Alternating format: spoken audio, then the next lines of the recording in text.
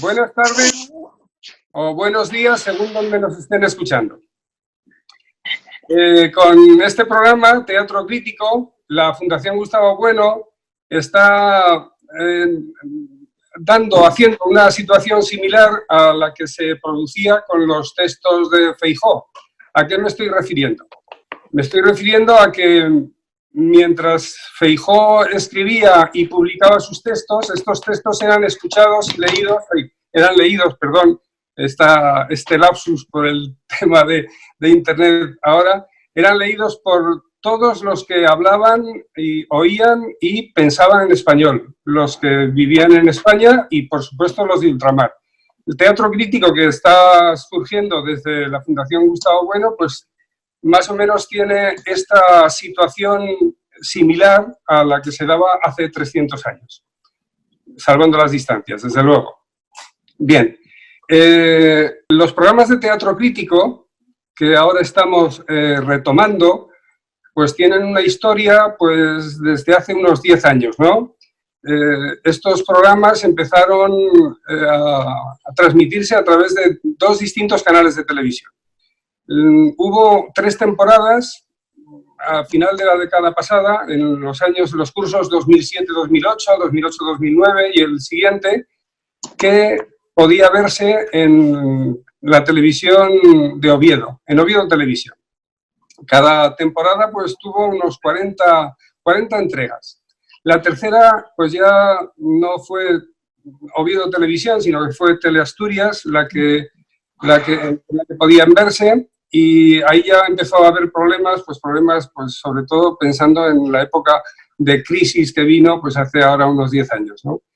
Duró muy poco esa tercera temporada y se retomó, dado los recortes o la capacidad de producción, mejor dicho, que no tenía ya la cadena Teleasturias, pues la misma Fundación Gustavo Bueno era la que se encargaba de grabar los programas de teatro crítico y Teleasturias los ponía en diferido. Pero eso también duró pues 25 entregas nada más. Hubo una reaparición breve en 2014 en otra cadena distinta, que era Oviedo 10, si no me confundo. Y bueno, han pasado 6 años y viene otro formato nuevo de teatro crítico. El formato que están ahora ustedes viendo y oyendo, ¿no?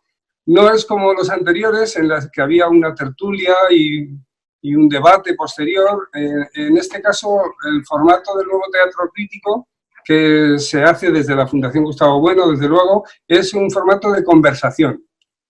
Y que, claro, aunque es la Fundación la que coordina este teatro, pues lo emite desde su canal, pero dada la situación de cuarentena que tenemos por el COVID-19, pues nosotros estamos siendo grabados en los distintos puntos de confinamiento.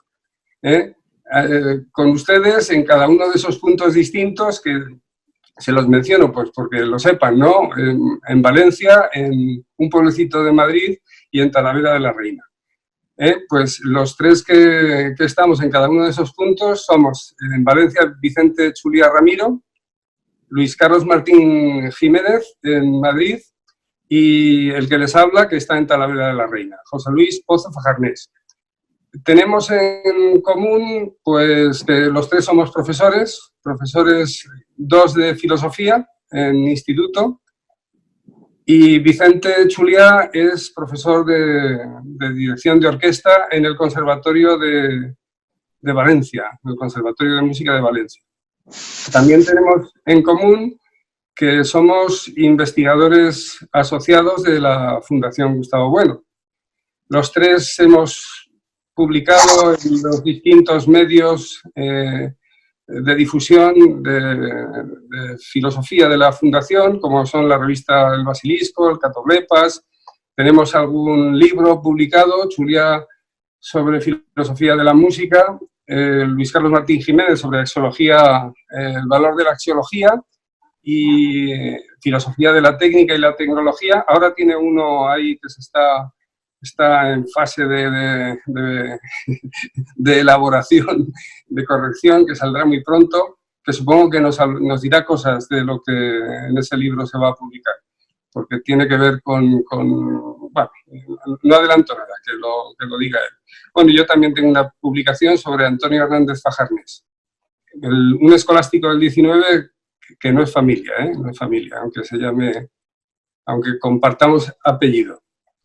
Bien, bueno, una vez que ya hemos hecho las pertinentes presentaciones, les comento que el título que hemos elegido, ¿no?, para este programa que estamos grabando, pues es el mismo de la obra más famosa de Benito Feijóo, que es Teatro Crítico. Vamos a tratar de explicar por qué le hemos puesto este título. Bueno, a eso, ¿no? En primer lugar, les quiero comentar que Benito Feijóo se enmarca en lo que Bueno ha denominado de forma clara y precisa el pensamiento público español. Un pensamiento que no solo se escribía en latín, que desde luego que se escribía en latín, muchos de los pensadores españoles, pues en la época del Imperio sobre todo, pues escribían sus textos en latín, escolásticos, pues que estaban en la Escuela de Salamanca y en otros lares, ¿no?, universitarios de todo el imperio, por así decir.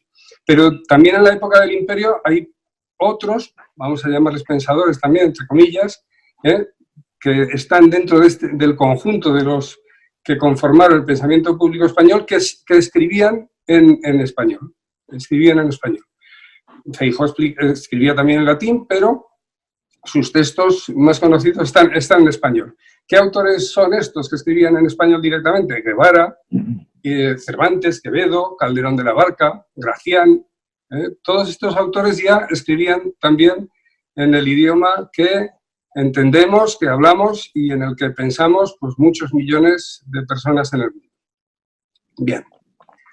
En Teatro Crítico, Feijóo, pues, desarrolla lo que podríamos decir un amplio espectro de todos los conocimientos de la época. Él es un conocedor de todo lo que está sucediendo en ciencia en la época, hace 300 años, ¿no? Escribe en los años 20 y 30 del siglo XVIII. Está al tanto de los desarrollos de la técnica, está al tanto de la filosofía de su tiempo y los ensayos, porque él con este teatro crítico inaugura para el pensamiento español una forma de expresión, de comunicación de su filosofía, de sus ideas, que es lo que se puede denominar ensayo filosófico. Él es el inaugurador del ensayo filosófico en español. Y estos ensayos son diatribas, bueno, choques, enfrentamientos a el pensamiento de otros autores, o que pueden ser filósofos, que pueden ser científicos, que pueden ser técnicos, por ejemplo, médicos. Feijóo considera que la técnica la medicina es una técnica, un arte. Él habla de la técnica de la medicina. Y está pensando contra esos médicos, contra esos filósofos, en todo el recorrido de sus ensayos. Él le llama confrontación con otras opiniones que son erróneas, ¿no? ¿Por qué nosotros consideramos que Feijóo está haciendo filosofía? Pues porque está pensando contra otros. Sus ensayos filosóficos son una muestra de filosofía porque es de pensar contra otra persona, otro, y confrontando sus ideas. Bien. Gustavo Bueno considera que Feijóo no es un filósofo en sentido estricto como él mismo, por ejemplo, u otros, sino que desarrollaría una forma de filosofía que denominamos mundana. Filosofía mundana es una filosofía pues, que se deja entender también, ¿no? Pues por la mayor parte por mucha gente, por más que la filosofía dura, podríamos decir. Al estilo de otros, como pudiera ser en su misma época, pues Voltaire, o si pensamos en más cercano, pues hace 100 años, 200 años después de escribir Teatro Crítico Feijóo, el mismo Ortega y Gasset, ¿no? Sería un ejemplo de este tipo de filosofía mundana, ¿no? Cuando Ortega escribía sus artículos periodísticos y eran leídos pues, por todo el personal que se compraba el diario. Bien, por poner un ejemplo de enfrentamiento de Feijóo con otro modo de pensar, pues, por poner un ejemplo, ¿no? Voy a expresarles aquí lo que dice de Descartes, no solo de Descartes, porque Descartes ya no está, hace 100 años que se ha muerto cuando escribe Feijóo, pero sí está el cartesianismo muy vigente. Y hay cartesianos que todavía están defendiendo las ideas de Descartes. Y entonces Feijóo está escribiendo algunos de sus ensayos pues, contra estos señores. Bueno, en parte igual que Voltaire, ¿no? En la misma época Voltaire está, y eso que son franceses los dos, Voltaire tiene quizá más problemas de cercanía porque está defendiendo las ideas nuevas de la física de Newton frente a las ideas de la física del cartesianismo, que son, ya saben que no es lo mismo, ¿no? La física de Descartes trata de explicar todo pues con la tercera ley de Newton, bueno, y la conservación del movimiento, ¿no? Que claro, que eso negaría la primera ley de Newton. Si se conserva el movimiento, no hay cambio de movimiento, no habría inercia, porque la niega Descartes, niega desde luego la segunda ley, y la gravitación no la explica como gravitación, sino mediante su teoría de los torbellinos, como saben. O sea, hay dos choques de ver cómo funciona el mundo físico, por un lado el de Descartes, por otro el de Newton. Voltaire es un defensor del newtonismo en Francia, y Feijóo, a lo largo de muchos de sus ensayos, también. Incluso llega a decir de sí mismo que yo hablo como newtoniano. Esto es una cita del mismo Feijóo. Por contarles una anécdota de Voltaire, ¿no? Voltaire es uno de los que participó en el famoso experimento para demostrar que la Tierra era la que rotaba. Como la Tierra está dando vueltas, pues eso tendría que poderse comprobar. Y Newton había dicho que si al girar en el ecuador se generaría una fuerza centrífuga que no se da en los polos. Y por tanto, algo que tuviera la misma masa pesaría menos en el ecuador que en el polo norte. Bueno, pues Voltaire fue uno de los que participó en ese experimento. Como era muy listo, en vez de irse al norte, que hace mucho frío, es de los que fue para abajo. Se llevaron una serie de básculas que estaban perfectamente calibradas, y unas masas que eran iguales todas, que estaban pesadas en el sitio de donde partieron. Unos fueron para el norte, otros para el sur. Y cuando llegaron al punto que se habían puesto de acuerdo, cuando pesaron las del norte, pesaban X, y en la zona más cerca del ecuador, pesaban X menos lo que fuera, menos esa fuerza centrífuga que afectaba también a todos los que estaban en ese paralelo de la Tierra. Bueno, esto es a modo de anécdota. Bueno, pero Feijóo contra Descartes, sin embargo, dice cuestiones que son muy interesantes, ¿no? Que no puedo dejar de comentarles. Concretamente, yo he leído dos de sus ensayos, uno de Resurrección de las Artes y la Apología de los Antiguos, que está en el tomo 4, y ahí lo que dicen, pero taxativamente, contundentemente, que muchas de sus ideas no son adquiridas legítimamente, en palabras de Feijóo, sino que son robadas, son robadas. Y los ejemplos que pone, pues la teoría de los torbellinos. La teoría de los torbellinos no es de Descartes, sino que la había dicho Kepler. Y cuando Descartes la cuenta, sin embargo, no dice nada, no cita a Kepler, y dice que Kepler lo había dicho antes, ni nada por el estilo. Y bueno, y otros robos, por ejemplo, sería que las ideas innatas de Descartes pues son las mismas ideas de Platón, aunque el mismo Feijóo dice que no es que sea, hay cosas que no se parecen, pero vamos, que las ideas innatas tienen el referente de las ideas platónicas, o el éter, la materia sutil, pues está tomada de Aristóteles directamente, incluso de Crisipo, ¿no? Porque el mismo Crisipo la mencionará posteriormente. En otro ensayo, en este no nombra a Gómez Pereira, pero hay un ensayo en el tercer tomo, en el tercer volumen del Teatro Crítico, que se titula precisamente La racionalidad de los brutos, donde nos habla de Gómez Pereira y del maquinismo de las bestias, ¿no? Las bestias no tienen alma, bueno, todas las teorías de Pereira que repite Descartes en sus en sus textos, en las meditaciones metafísicas, y sin embargo no dice que las ha leído en este texto. Bueno, para terminar y pasar la palabra a mis contertulios, a mis compañeros conversadores, les quiero decir solo esta última cosa, ¿no? En el teatro crítico de Feijóo es un amplio abanico de cuestiones, muchas cuestiones, muy diferentes, ¿no? Si incido en el término crítico, ese amplio abanico, al incidir en crítico, lo que hace es compartimentarlo, separarlo, ¿de acuerdo? Está separando. Primero, trata temas por separado, pero luego, una vez que están separados, ve que se dan entre esos temas, hay conexiones. O sea que vemos que en el teatro crítico de Feijóo está ejercitando lo que nosotros denominamos una simploqué, ¿no? Primero separa por temas, o sea, clasifica, criba, critica, que eso es la palabra crítica que utiliza en teatro crítico, clasificar, y lo separa porque todo no está relacionado con todo. Pero luego ve ciertas conexiones, no de todo, no es que estén separados del todo, que nada se relacione con nada, sino que hay conexiones que unen unas con otras, justo lo que nosotros entendemos por simploqué.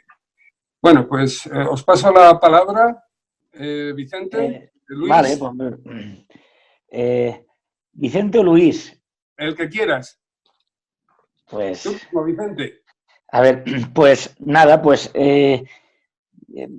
una vez explicado esto que has dicho, que es interesantísimo, este establecimiento de la idea de crítica, pues podríamos observar en qué sentido retoma bueno para hacer los teatros críticos bueno. Es decir, desde el materialismo filosófico faltaría ver la palabra teatro. ¿Cómo podríamos relacionarla nosotros, la palabra teatro, con lo que sería la filosofía? Bien, vamos a ver. Lo primero que se me ocurre es hablar de la esencia del teatro de Gustavo Bueno, donde don Gustavo, pues, para establecer lo que es el teatro, pues, primero, claro, pensar es pensar contra alguien, naturalmente. Entonces, él establece 3 teorías sobre las cuales va a pensar en contra. La primera teoría sería la teoría de la literatura, la teoría literaria, donde para la teoría literaria el teatro, pues de alguna manera el actor lo que es un transmisor de alguna manera de las ideas del autor a través del texto. Es decir, que el texto y el autor es lo más importante que hay en el teatro.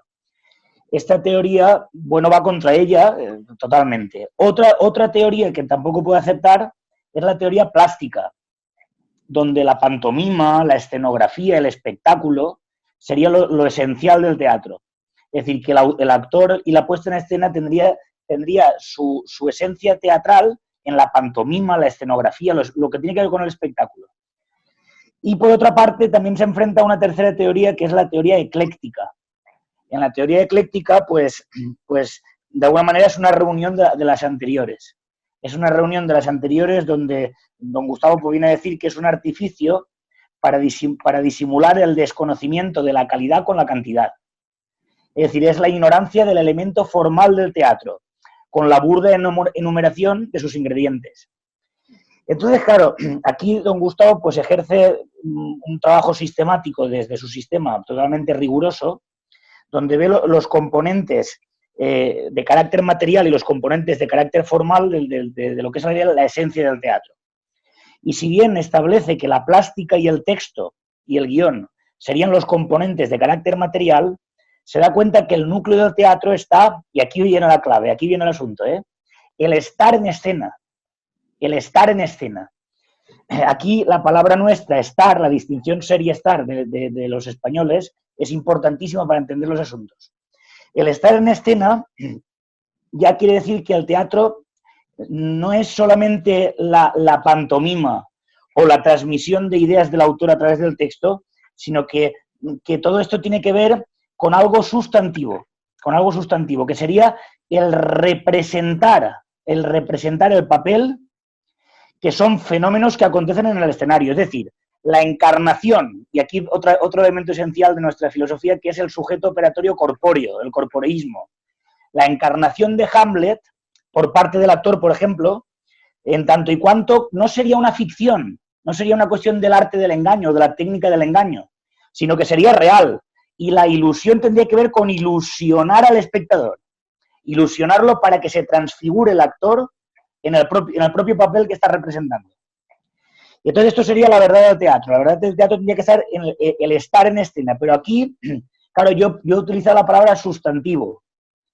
Claro, la palabra sustantivo es muy difícil porque nos remitiría a la idea que desde apagógicamente establece bueno contra otras ideas del arte y de las técnicas que tendría que ver con la idea de arte sustantivo.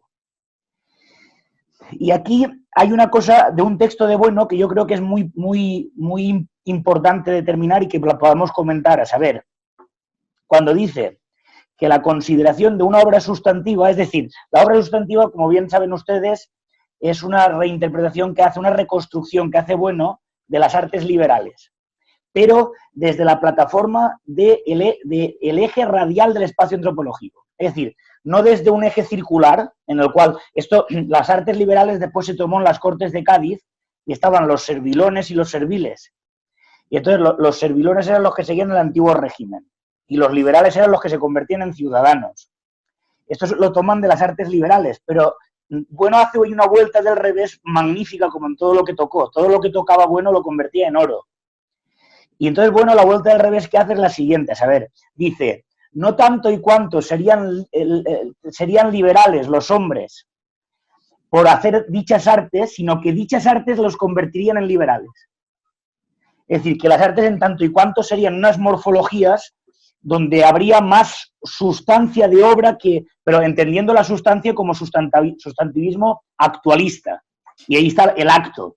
Pero claro, dice, bueno, la consideración de las obras de arte sustantivo no tanto ya son obras del hombre, sino son obras constituidas, sin duda, a través del hombre, que pueden contemplarse, y esto lo dejaré para después, como dadas en el ámbito de la materia ontológico general.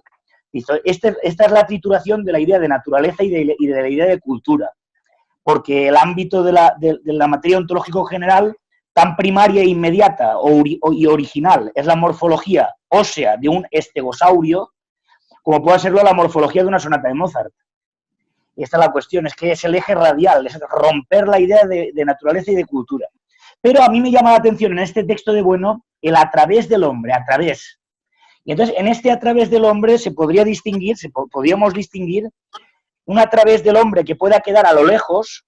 Por ejemplo, dice Bueno, Mozart queda tan al fondo de la morfología de su sonata como pueda quedar los rayos cósmicos que determinaron la mutación del antepasado del estegosaurio. Tan al fondo está Mozart, es decir, está segregado. Ahora bien, el a través del hombre, claro, en este caso siempre el actualismo es importantísimo, porque para poder percibir y operar sobre esa sustantividad hace falta las transformaciones y los accidentes. Pero hay otro tipo de arte, como puede ser el que tiene la esencia del teatro, que es el estar en el escenario, que ya tendría que ver con el a través del hombre, pero en acto. Es decir, donde habría términos acuo y términos ad quem, que se podrían entender los términos acuo como una construcción o representación en acto, es decir, que la gente está construyendo la obra en el mismo momento en que el receptor la está recibiendo. En el mismo momento, no la ha construido antes.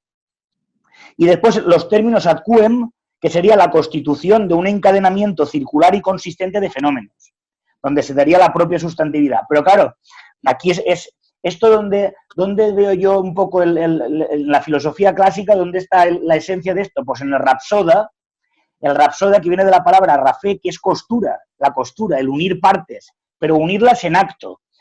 El aedo y el rapsoda se diferenciaban en que el aedo lo cantaba in situ, Homero era un aedo, y el rapsoda era Ión. Y entonces el rapsoda y el aedo lo que hacían era que no es que estuvieran haciendo una pantomima, sino que estaban en acto construyendo la sustantividad de la propia obra. Y entonces esta construcción de esa sustantividad, pues, tiene que ver con por ejemplo, la crítica necesita, porque Bueno establece la diferencia de filosofías como filosofías exentas o filosofías inmersas. Las filosofías exentas tienen que ver con los saberes, estos filósofos que están por encima del mundo y tienen un saber eterno, invariable, que te recitan a Kant, como dice nuestro colega Luis Carlos, ¿no? Que se colocan con los textos por encima del mundo, ¿no? Ellos están enjuiciando el mundo. Y después estarían las filosofías de carácter inmerso, que ya tendrían que ver, por una parte serían las filosofías adjetivas, donde todo es química, entonces reducirían a partir de un saber de primer grado, se reduciría todo lo demás de manera monista, pero después está la filosofía que, aunque sería inmersa en el presente en marcha, requeriría un acto, un estar en acto, estar ahora operando, porque todo cambio en los saberes de primer grado determinarían un cambio y una transformación de la propia criba y de la propia constitución del mundo que nunca puede cerrarse. Y entonces, en este sentido, en el teatro, en el estar en, cuando sintagma se junta con criba, con crítica, por la crítica y la criba quiere decir, el teatro quiere decir estar en escena. Y estar en escena en tanto y cuanto que hay que estar y no ser. Es decir, hay que estar operando sobre todos los cambios para poder. Entonces, los sustantivos estarían en el sistema. Pero el sistema, que precisamente sería potente en tanto cuanto pudiera coordinar esos saberes actualistas del presente en marcha. Y con esto, pues quiero ver lo que opina mi colega Luis Carlos, ¿eh? A ver qué dice.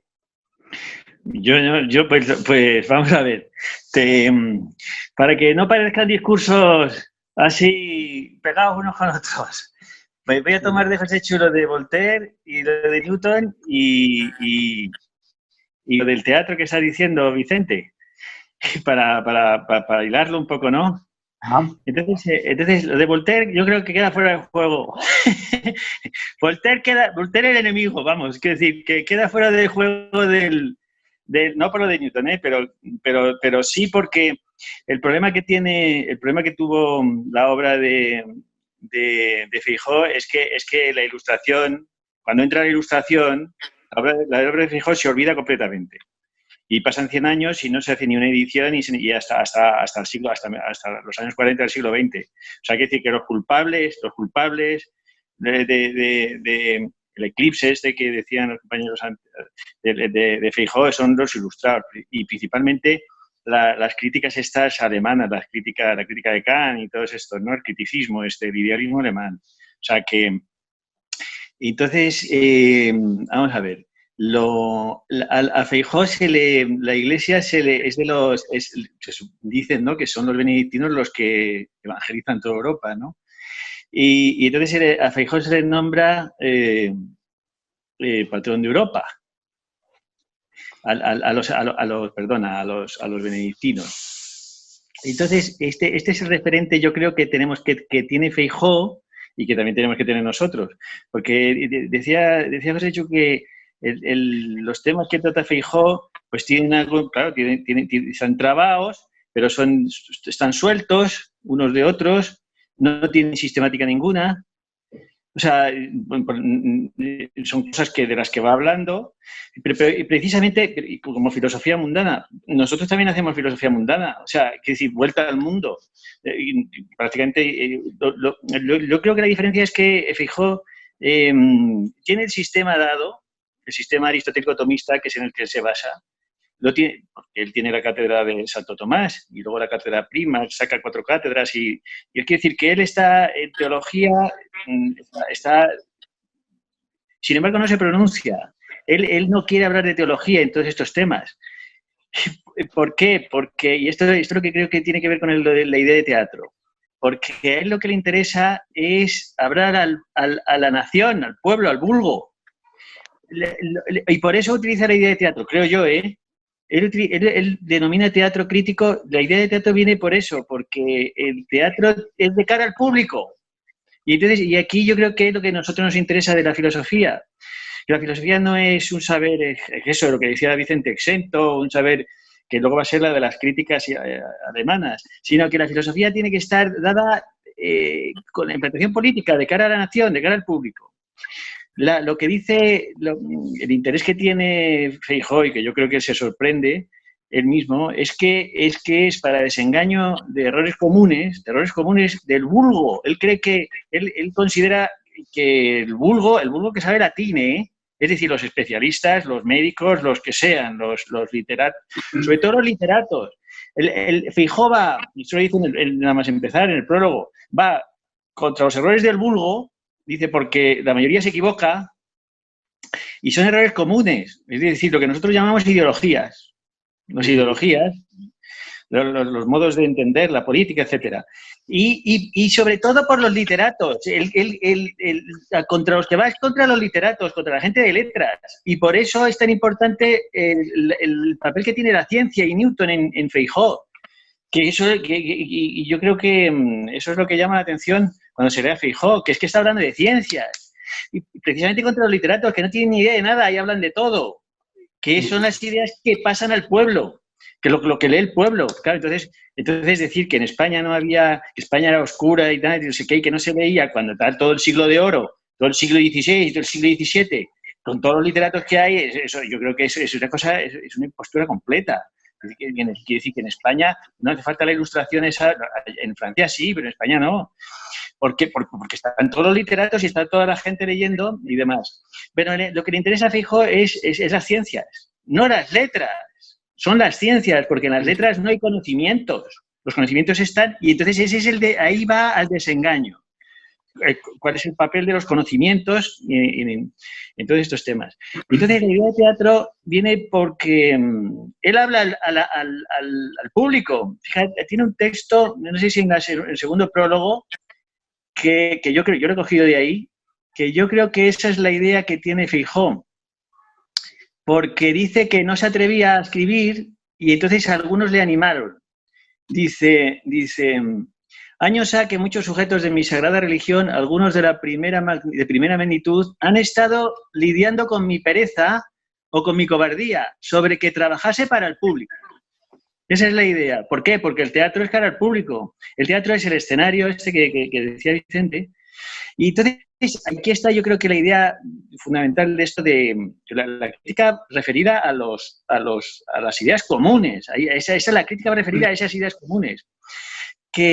Pero la idea de teatro yo creo que es todavía mucho más interesante porque la idea de teatro lo que supone un escenario. Bueno, primero, todo lo que estabas diciendo del teatro y de esto es fundamental. El teatro sale de la religión, del eje angular.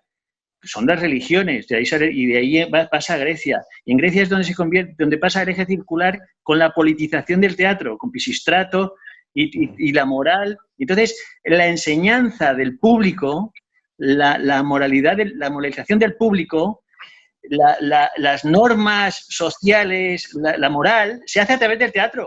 Esa es la función fundamental del teatro.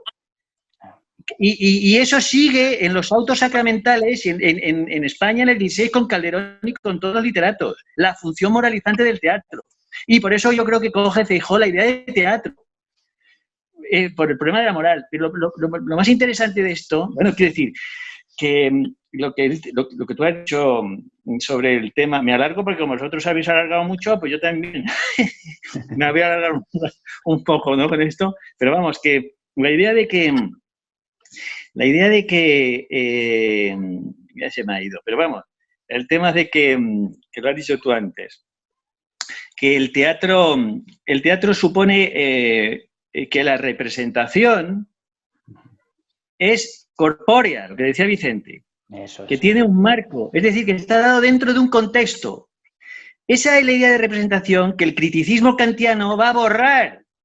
La idea de representación kantiana, en general de toda la filosofía alemana y de toda la filosofía europea, la idea de representación elimina los marcos, elimina los contextos donde se mueve la representación. Y entonces la representación va a ser el propio mundo. Es lo que luego dirá Schopenhauer. Y entonces eso es metafísica pura, eso es la cosa más... O sea, yo no sé cómo todo esto se ha tragado así y se enseña en las facultades. Que la representación, es decir, la configuración de los problemas y el tratamiento de los problemas siempre está dado dentro de un contexto, no se pueden dar de modo absoluto, que es lo que va a hacer el criticismo kantiano. Es decir, nosotros suponemos que todo está dentro de un contexto. Y si no estás hablando en absoluto, estás hablando de cosas separadas. Y no existe eso separado. Entonces, este marco de representación de los problemas que son comunes, que afectan al público, que afectan a la nación, que afectan al vulgo, este es el modo de hacer filosofía. que es tratar de cosas concretas, concretas. Y entonces ese es el problema fundamental, tratar cosas concretas. Tratar cosas concretas, tratar de la medicina, tratar de la política, tratar de las cosas concretas y no salirse a un plano metafísico donde la representación es del sujeto, del objeto, el objeto entendido como el mundo entero, que será un sujeto, que es la idea de fenómeno kantiana. La idea de fenómeno es el conjunto de todo que se da de cara al sujeto, además es un sujeto individual, el sujeto kantiano, el sujeto, la subjetividad esta, desde la cual se habla. ¿Pero eso qué es? ¿Cómo se puede haber...? Y a mí lo que más me sorprende de esto es que tú pasas por la universidad, no te enteras que asistió Feijóo. Yo no me he enterado. Yo no sabía que existía Feijóo. Pero sí, pero te machacan con Kant y te machacan con el idealismo alemán. Y eso es un invento, eso es un puro cuento. Pero un cuento completo, eso es fantasía total, una fantasía completa de esta gente. O sea, es infumable, además, leer la crítica del juicio y la crítica de la razón práctica y todo esto, es el mismo chicle constantemente de Kant, venga, diciendo lo mismo, la misma idea dicha de 20.000 maneras, que es la separación del mundo sensible y del mundo espiritual. Esa es la base completa. Eso a Feijóo no se le ocurre decirlo en su vida, con muy cura que sea, o muy benedictino, que hay una separación, eso es imposible. Y entonces esta idea, voy a leer algo para que se vea que esta idea es fundamental en la filosofía pública en español. Y entonces, lo que veníamos diciendo de Spinoza, con Feijóo se puede decir exactamente igual. Y en España eso es lo común. Y eso es la filosofía difícil de hacer, que es hablar de cosas concretas. ¿Por qué? Porque tienes que partir de los fenómenos, regresar a las ideas, al sistema, para volver a explicar esos fenómenos, y ese regreso y ese progreso es realmente lo difícil para entender las cosas, los problemas concretos y reales. Eso es lo difícil. Es mucho más fácil suponer un ente espiritual kantiano o cartesiano, desde el cual se contempla el mundo entero, se le juzga moralmente y se habla de un deber ser y todo lo que te dé la gana. Eso es una completa vaciedad, eso es una ilusión. Lo difícil es lo que hace Feijóo, que pasa por ser, pues que no se sabe qué es, pues, un ensayo literario, tal, no sé qué. No, eso es la filosofía como tal. Y eso es lo importante, y eso es hacer filosofía. Lo demás es basura literaria. Kant es un literato, son letras, cosas de letras. No hay referente ninguno en el mundo de esas cosas que dice Kant. Eso es una completa vaciedad, pero total. Es pura metafísica. Eso sí que es literatura lo que hace Kant. Y lo que hace esta gente, Fichte y todo esto, es pura literatura.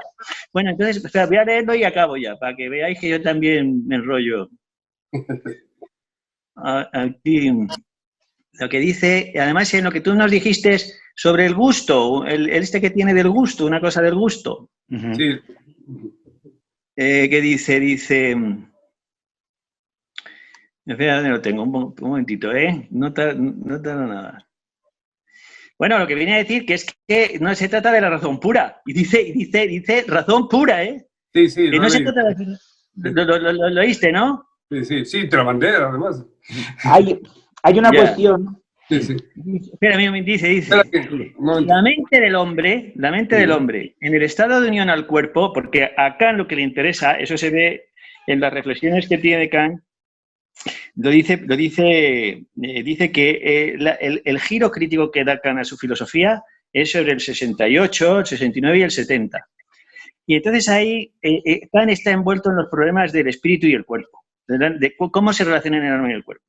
Y entonces, desde el punto de vista del cuerpo, que es lo que los médicos españoles tratan, el cuerpo, pues estas son posiciones más parecidas a la de Feijóo y la filosofía pública en español.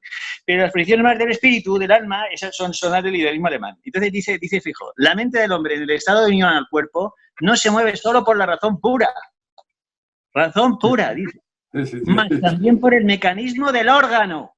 Ahí está. Claro, el mecanismo del órgano. Y en este mecanismo tiene un oculto pero eficaz influjo a las exterioridades expresadas. ¿Cómo? Mediante el arte. Mediante las técnicas. Claro. Entonces, claro, lo común, que es lo concreto, es realmente lo difícil de tratar. Es más fácil el filósofo ponerse a escribir ahí cosas grandilocuentes que no dicen nada absolutamente, ¿no? Lo difícil es hacer esto que hacía Feijóo. Y Bueno hace lo mismo, ¿eh? Lo que pasa es que Bueno tiene que construir el sistema. Y Feijóo ya lo tiene construido. Por eso no se preocupa de construirlo. Pero es la misma intención, ¿eh? Que me parece a mí. Sí, de hecho, yo creo que Bueno lo que hace es recoger esa tradición del pensamiento público español. Claro. Ese postulado de corporeidad. Y tú has dicho una cosa muy interesante, que es, no habla de teología en sí. Y entonces yo me remitiría, porque lo que acaba de exponer Luis Carlos es ni más ni menos que lo más importante, que es la ontología del materialismo filosófico, el materialismo versus idealismo.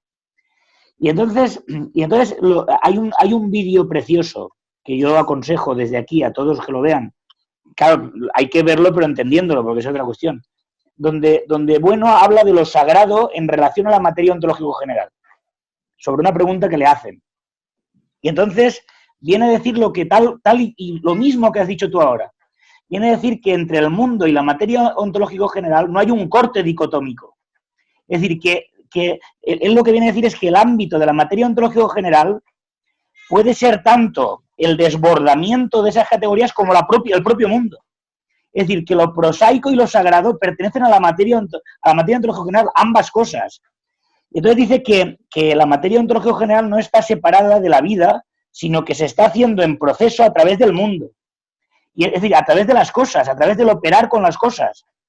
Y entonces la diferencia, él dice que en esto poner la relación, fíjate qué vuelta del revés hace de Aristóteles, bueno, pero yo creo que lo puede hacer precisamente porque viene del pensamiento público español. Es por lo que lo puede hacer. Dice, la relación con el movimiento. Y entonces dice, el primer motor, el motor inmóvil de Aristóteles, ¿no? Esa relación, dice, en ordo cognoscendi, en ordo essendi, perdón, es la eternidad del primer motor que es previa a la eternidad del mundo, previa. Dice, pero en ordo cognoscendi es la eternidad del mundo el fundamento para establecer la eternidad del primer motor. Y entonces, ¿qué es la vuelta al revés de Bueno? Dice, pues que la materia ontológico general existe y no tiene principios en toda su multiplicidad, no porque tengamos conocimiento directo de ella, porque es la vía remotionis, sino porque es el regresus del que partimos de la existencia real de nuestro mundo. Es decir, es el desbordamiento, la simploqué que se da en la propia constitución del mundo a través de los egos trascendentales. Entonces, lo importante es que lo que vemos en el mundo es a partir de lo cual llegamos a la materia ontológica general. Es decir, que la materia ontológica general no es previa al mundo. Entonces, tanto lo sagrado como lo profano es expresión de la materia ontológica general. Y dice, bueno, entonces, ¿a qué nos referimos con el desbordamiento de las categorías, incluso de los géneros de materialidad con lo sagrado? Dice, nos referimos a la vía remotionis. Aquí está la crítica, aquí está el pensamiento crítico, el pensamiento público español.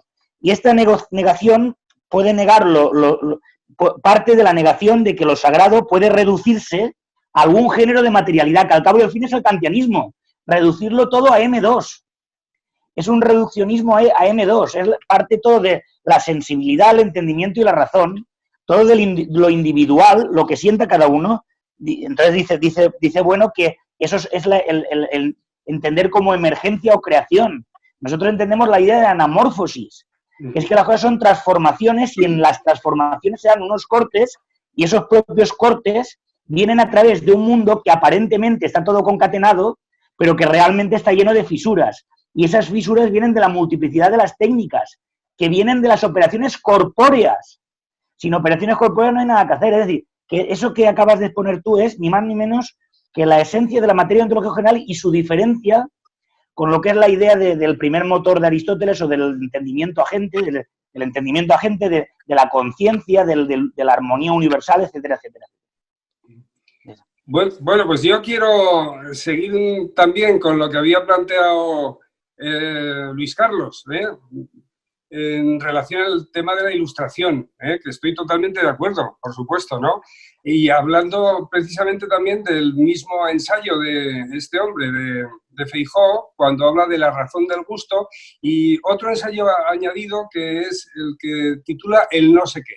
Estos dos ensayos tienen que ver con el gusto, con cuestiones que tendrían que ver con filosofía del arte, por así decir, ¿no? Y quería incidir en una cuestión que es la que se va a relacionar directamente con lo que nos ha dicho Luis Carlos antes, hablando de la ilustración, que en lo que quiero incidir de entrada es que Menéndez Pelayo comete un error salvaje, tremendo, a la hora de catalogar a Feijóo, después de haber leído estos dos ensayos, como un romántico. Menéndez Pelayo le llama romántico a a Feijóo. ¿Por qué? Pues porque Menéndez Pelayo está imbuido de las ideas del racionalismo, de las ideas de la Ilustración, podríamos decir también, ¿no? Es un lector de Kant, es un lector de Hegel, Menéndez Pelayo, uno de los más conocedores de Hegel en España. Algunos dicen que Hegel no era conocido en España, Menéndez Pelayo lo conocía muy bien, ¿no? Pero bueno, aquí no estoy hablando de una alabanza a Menéndez Pelayo, sino todo lo contrario, ¿no? Con estos autores que son pues destruidos, podríamos decir, ¿no? Destruidos en el sentido de que caen en el ostracismo a partir del triunfo de la Ilustración, ¿no? A partir del triunfo del racionalismo, ¿no?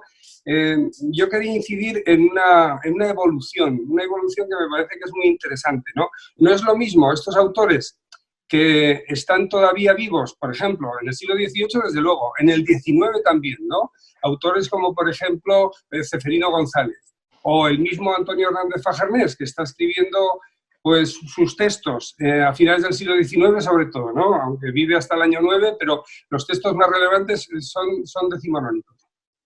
Estos autores de finales del XIX están enfrentados ¿a qué? A las ideas racionalistas que está trayendo el krausismo a España.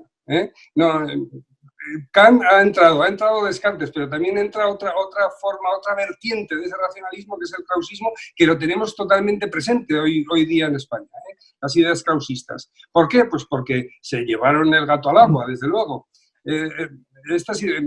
Fajarnés, aparte de ir con el krausismo, está criticando, bueno, pues los planteamientos nematológicos del krausismo, que es el monismo, ¿no? El monismo de las ciencias.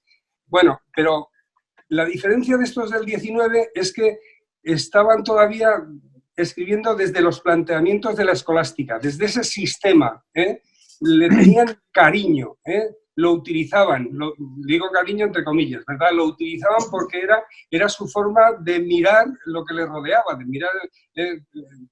Hernández Fajarnés, Ceferino González estaban haciendo una labor pues muy parecida, quizá más abstracta que la de Feijóo incluso, ¿no? Porque no es lo mismo leer a Ceferino González o Fajarnés que a Feijóo, ¿no? Pero en el siglo XX pasa algo muy distinto. Estos mismos autores que siguen siendo escolásticos, que tienen un fondo escolástico a la hora de hacer su filosofía, sin embargo, están totalmente imbuidos ya de la filosofía que ha penetrado por toda Europa. Y entonces defienden las tesis del racionalismo. ¿A quién me refiero, por ejemplo? Pues me refiero a tipos como del que habla Bueno cuando habla de la filosofía del deporte, José María Cajigal. O me refiero, por ejemplo, a al que introdujo la filmología en España, que es Mauricio de Begoña. Todos estos señores están defendiendo las ideas, bueno, Mauricio de Begoña, las ideas estéticas, pues que cuajan en el kantismo y que derivan, pues, con esto te paso la palabra a ti, de la introducción que hace Tetens en un momento determinado, cuando en vez de ver el mundo como lo veían los escolásticos, o el mismo Wolf, que era un escolástico, como lo que se piensa, ¿no? Y la voluntad, introduce el sentimiento. El sentimiento que luego se llamará pues, todo lo que impregne las ideas estéticas. Ya sabemos que en Kant la estética tenía que ver con la crítica de la razón pura, solo hacía falta un trasvase de término, ¿no? de la crítica de la razón pura a la crítica del juicio. Bueno, como ahora tenemos muy poco para que acabe el programa, o sea que os paso la palabra después de decir esto. Luis, empieza tú mismo. No, bueno, no, pues porque me voy a enrollar y me voy a comer el programa. Tenéis 10 minutos más o menos, 5 cada uno. No, bueno, a ver, sí, no, tienes toda la razón, o sea, pero y los racionalistas estos, o sea, los racionalistas, todo el idealismo y todo esto, la filosofía europea que entra aquí, prácticamente lo mismo, o sea, el Krause, el Kant, todo esto es el mismo, tiene las mismas bases. Entonces, el humanismo y todo esto, ¿no? Pero, ¿y por qué? ¿Y por qué se acepta por los escolásticos? Se acepta porque sigue siendo escolástica, o sea, sigue siendo ideas metafísicas, por eso les viene bien. ¿Por qué? Por eso está esa conexión. Porque yo, o sea, a mí lo que me interesó en el 16 eran los médicos españoles y Feijóo tiene muchísimos textos de medicina, muchísimos. Precisamente la Fundación hizo un libro sobre los textos de medicina de Feijóo, porque el papel del cuerpo aquí es la clave. Y entonces es la competencia que hay entre la Facultad de Medicina y la Facultad de Teología. Las facultades superiores de la Edad Media. La Facultad de Medicina es la que tiene que ver con el cuerpo y desde ahí se ve el gusto, que es lo que hace Feijóo en este del gusto. Desde el gusto lo ve desde los temperamentos, que son cosas del cuerpo.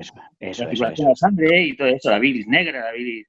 Entonces, y la enseñanza, que es la aprensión, que es que hay que enseñar a la gente, y si no, no se entera, no puede gustarle una cosa porque no lo sabe. Y eso se refiere a la música y tal.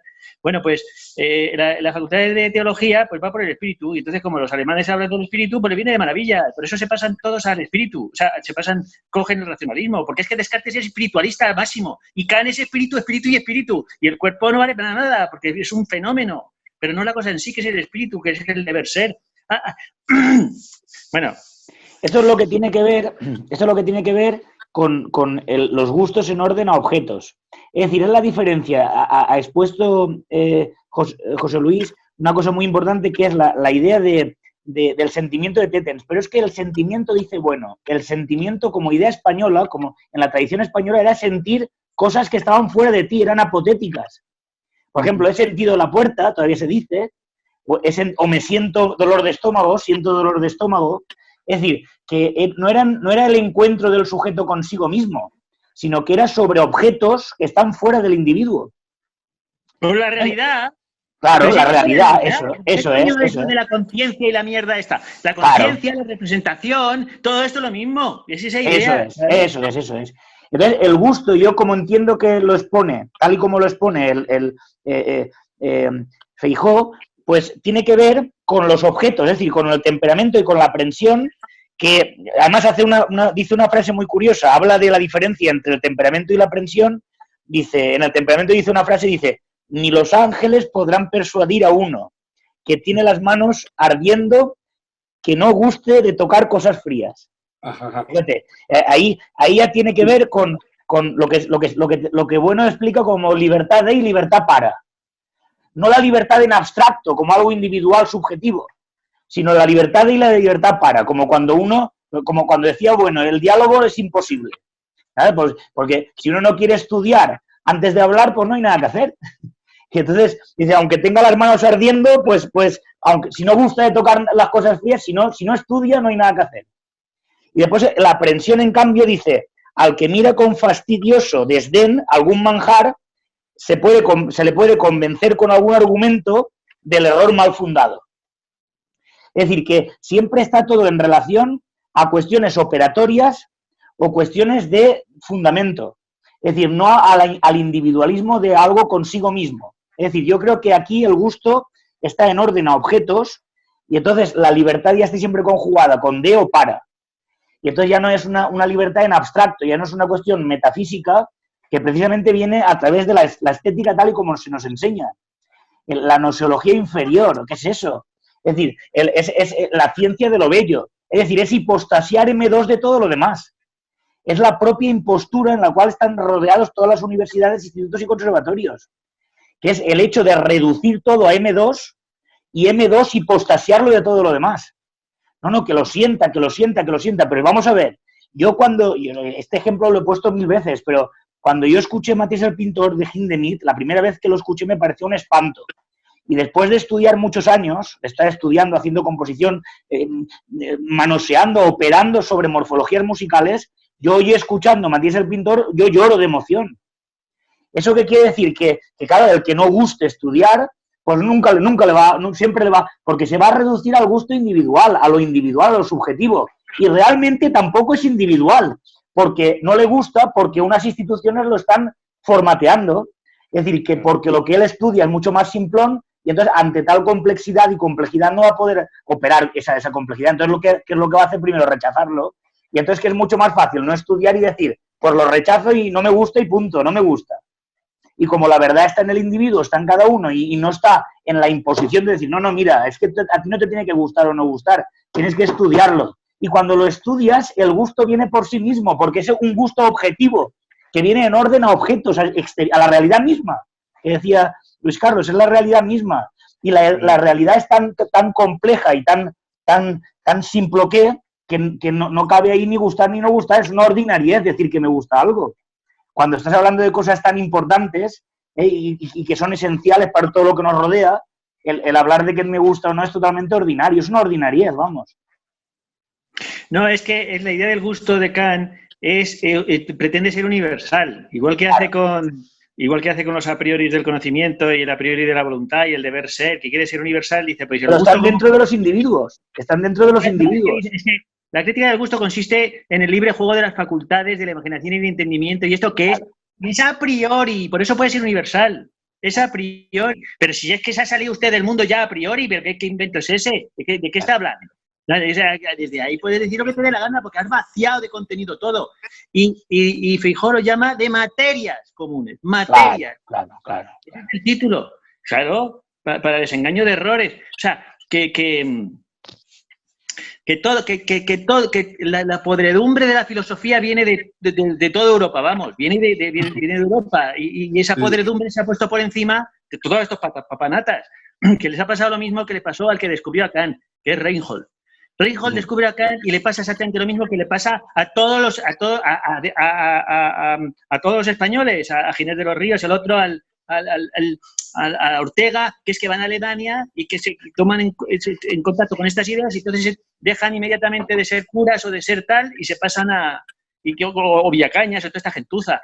Y eso le pasó a Reinhold, que era jesuita, cura católico, inmediatamente lo deja, se pasa a la francmasonería, como Krause, todo esto es la misma transformación, sí. Exactamente, y la llevamos con este rollo 200 años ya. O sea, ya está bien de papanatismo. Y además están ahí exentos, ¿eh? Tienen un saber exento del mundo. Claro, la manera de hablar ya lo dice todo. Este señor Villacañas habla como una homilía de cura, totalmente. Es una homilía de cura, así con una entonación. Pura literatura, sí. Vicente, eso sí que es ficticio, eso sí que es literatura. Claro. No hablar de nada, eso no es nada, espíritu y todas esas cosas, y la conciencia. Eso es.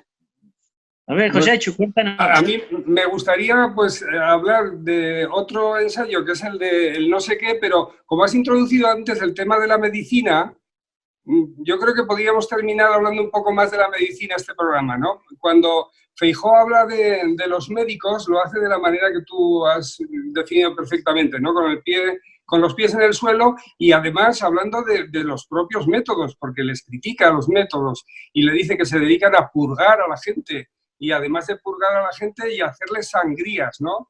Y que los primeros textos que escribe sobre medicina, que escribe varios, que también están dentro intercalados en teatro crítico, él critica a estos y se le echan encima a muchos médicos. Pero una de las cosas que dice Feijóo muy interesante es que antes de que pueda contestar, empieza a leer cómo chocan entre ellos mismos. O sea, las mismas críticas que iba a hacer él a unos médicos se las hacen entre ellos, ¿no? Porque aparte de que ya no hay seguidores de Paracelso, ¿no? Ni geljoncianos de aquellos tiempos también, están, pues, según de qué escuela seas, tienes una idea de cómo atajar la enfermedad, ¿no? Si eres hipocrático, si eres galénico, si te dedicas a la experimentación, a la química que está pues ahí en ciernes, ¿no? Y entonces, ¿qué pasa? Que en vez de curar, dice Feijóo, en vez de curar al enfermo, de oírle, de escucharle, de mirar a ver qué es lo que le está pasando, se dedican a discutir entre ellos y dice, y así no vamos a ningún lado, así no vamos a ningún lado. Entonces, claro, él se está metiendo en el terreno de los médicos y eso le sienta fatal, ¿no? Es como me acuerdo cuando estuvimos, Vicente, en Albacete, ¡hombre! Y cuando tú criticaste a este chico, a este profe de la UNED, que no me acuerdo cómo se llama. Espinosa, no, sí. No de la UNED. Uno que vino a hablar de la UNED, que hay que echarle de comer aparte. Pues uno de Albacete, un profesor de filosofía de Albacete, dijo, y además tú no eres de filosofía. Le dijo a Vicente. Sí. No hace falta echarle valor. Bueno, que, el tema de los médicos, aunque yo creo que igual el tema de los médicos, si decís alguna cosa, puede servirnos para enlazar ya con lo que vayamos a contar en el próximo programa que vamos a tener que grabar. O sea que decís unas cuantas cosillas y cerramos ya este programa. ¿Os parece? Muy bien. Venga, pues adelante, el que queráis de los dos. Bueno, no, vamos a ver. El problema de la medicina, vamos a ver, ¿qué tiene que decir Kant y toda esta gente de la medicina? Es que nada, absolutamente nada, no les interesa nada, absolutamente nada. ¿Y por qué interesa tanto? ¿Por qué interesa tanto? Pues precisamente porque el cuerpo es la clave, la salud y todas estas cuestiones. La salud, que eso es lo que se fijaban los médicos españoles del 16, que es que las cuestiones del alma pues, están determinadas por el cuerpo. Y este vínculo de lo corpóreo, del operatorio, del operativo, de la filosofía galénica, o sea, la medicina galénica, esta es la clave. Porque, pero si partes del espíritu, que es lo de la filosofía alemana, si partes del espíritu, pues ya se acabó. ¿Qué te importa el cuerpo si es un mero fenómeno? Es verdad, toda esta cuestión, ¿no? O sea, fíjate que es sencillo, ¿eh? Fíjate que es sencillo, porque, claro, lo que tiene que ver con el espíritu, ya lo enlazas con la moral y la libertad, y entonces ya tienes ahí todo lo que te dé la gana para hablar de lo que te dé la gana, y no estás hablando de nada. Yo precisamente, lo que me interesa de esto de la literatura es por qué Feijóo no le interesan los literatos. No, cree que son los más errores, los que están más equivocados. Es por este juego, esta confrontación que hay entre las letras y las ciencias, que también se ve en la música. Que las letras y las ciencias, que los letrados no, son igual, los letrados también, que son juristas, que son los sofistas. De ahí la sofística, de ahí viene el asunto. Esta gente que sabe de letras, lo único que sabe es hablar. Hablará mucho y hablará muy rápido y hablará de todo y se citan unos a otros, pero es citarse dentro de la caverna de Platón. Todos son apariencias, fantasmagorías, no se habla de nada, representación de representaciones. A nosotros la representación no nos interesa. Esto de que el lenguaje represente el mundo no nos interesa, lo que interesa es el mundo y la representación es una consecuencia, interesa la cosa y la palabra viene detrás. No te tienes que poner, con lo que hace la filosofía analítica y todo esto, no te pones en la palabra o en la representación o en la conciencia o en el espíritu, que es toda esta gente, y desde ahí miras el mundo. No. Tienes que estar en el mundo operatoriamente, que Vicente insiste, y es que hay que insistir en eso, y si no, no te enteras. Y desde ahí reconstruir por los fenómenos de conciencia o lo que tú quieras, o mentales, o lo que tú, o la escritura de las cosas del mundo. Y entonces el centrarse en la medicina, y pues esta es la cuestión, la importancia del cuerpo y la importancia de la vía del cuerpo al alma, y no al revés, que es por donde empieza la filosofía kantiana. O sea, vamos a ver, el criticismo kantiano es que Kant tiene una iluminación en el 69 o en el 71 por ahí, tiene una iluminación, dice que se da cuenta ya de que es que una cosa es lo empírico, que es el fenómeno del mundo, que no significa nada, que es el espacio y el tiempo newtoniano, que están en el espíritu. Eso es lo que descubre Kant. El espacio y el tiempo, que por Euler y todo esto, Kant está completamente de acuerdo que es importantísimo y que es tal, no sé qué, están en el espíritu. Entonces ahí ya salva el espacio y el tiempo, la matemática, y lo de las cartas a una princesa alemana, que es de la época, se edita sobre el 68. Y entonces coge la idea de leibniziana de que el espacio y el tiempo no son más que apariencia del espíritu. Que es de Leibniz. Y entonces ahí es cuando dice que ya forma toda la filosofía, que tarda todavía 10 años en editar la crítica de la razón pura, pero ya tiene ahí el núcleo de lo que va a ser luego el criticismo, que se va a dar filosofía crítica. ¿Qué filosofía crítica? Filosofía metafísica y ridícula, que es el espiritualismo puro. Esa es la crítica kantiana. Se da cuenta de que una cosa es lo empírico y otra cosa es el espíritu, y el espíritu es la clave. ¿Por qué? Porque lo que interesa es la moral. Lo que interesa, y la moral viene por el deber ser del espíritu. Entonces dice Cassirer, porque fíjate, es que tú estás en la universidad y lo que te enseñan es la polémica Leibniz-Clark, que es lo que está estudiando en esos años Kant. La polémica Leibniz-Clark sobre el espacio y el tiempo, si el espacio es una relación o si no, o si parte de los objetos, que es la tesis de Clark. Bueno, ese problema. Eso te enseñan en la universidad, sí. Y luego te enseñan las posiciones kantianas y todo esto. Y eso es lo que te enseñan en la universidad. Y es decir, la vía que lleva a Kant al criticismo. Esa es la vía. Y entonces yo me acuerdo que filosofía natural, y Kant, pues esto, y entonces hablo con Kant, con el relativismo einsteiniano, y bueno, estas cosas. Pero lo que interesa es que a Kant no le hace caso ni Dios. Cuando edita la crítica de la razón pura, no le entiende a nadie, ni interesa a nadie. Es Reinhold, en una revista que tiene, donde dice, la crítica de la razón pura hay que leerla al revés. Porque cuando habla de Dios y de la moral es al final. Entonces es cuando triunfa la crítica de razón pura en toda Alemania, porque lo que interesa a Alemania, con la crítica, cuando entra el ateísmo de Spinoza en Alemania, entra el ateísmo de Spinoza y ahí se forma un cataclismo, entonces Reinhold reivindica la posición kantiana, porque está contra el fatalismo, que es como entienden el ateísmo, y contra la revelación. Y entonces ahí Kant está haciendo un juego entre medias con una posición moral, y entonces ahí dispara el interés en Alemania de Kant, que es por la moral, para que se vea todo el mundo, que se entere todo el mundo, que no le interesaba a nadie nunca el tema de la epistemología hasta ahí. Y entonces y luego ya sale toda la filosofía, el neocantismo, ¿no? Con el tema de la epistemología, pero en principio es moral el problema, lo que le interesa. Venga, Vicente, y terminamos. Muy bien. Y no, esto yo creo que de alguna manera da pie a la introducción del siguiente programa, sí. Porque en el asunto que más me atañe a mí por cuestión gremial, en la música, por ejemplo, la ontología de la música es una cuestión totalmente... es decir, las ontologías de la música que se enseñan son totalmente basadas en Kant. Es Kant en vena. Y, claro, pero fíjate, no se presenta solamente de una manera, porque debido al pluralismo de la música, al pluralismo en el cual la música se presenta, pero la música para los pitagóricos era el número. Era el número. Es decir, la música en las artes liberales estaba en el quadrivium, estaba en las ciencias exactas. Es decir, que la música era el número concorde y el número que a través del sonido podía entrar al mundo sensible. Pero naturalmente esto todavía tiene hoy en día muchas relaciones con la armonía universal.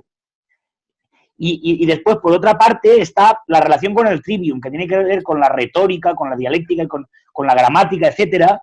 Y entonces, ahí se junta la hermenéutica, también en el sentido de que la partitura es la música, el Augenmusik para los alemanes, la música a los ojos.